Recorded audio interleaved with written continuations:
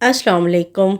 Moscow रूस के नायब वज़ीर ख़ारजा सर्गेई रियाबकोव का कहना है कि शाम के माज़ूल सदर बशार अल असद को इंतहाई महफूज तरीके से रूस मुंतकिल किया गया है। शाम के दारुल हुकूमत दमिश्क पर अपोजिशन फोर्सेस के कब्ज़े से कबल ही साबिक सदर बशार अल असद अपने ख़ानदान के साथ रूस फ़रार हो गए थे। रूस ने बशार अल असद और इनके ख़ानदान को इंसानी हमदर्दी की बुनियाद पर पनाह दी है।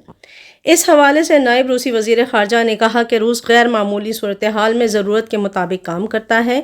शाम के सदर बशार अल असद को इंतहाई महफूज तरीके से रूस मुंतकिल किया गया। बशार अल असद को जराइम की आलमी अदालत के हवाले करने से मुतल्लिक सवाल पर उन्होंने कहा कि रूस आलमी फौजदारी अदालत कायम करने वाले कन्वेंशन का हिस्सा नहीं।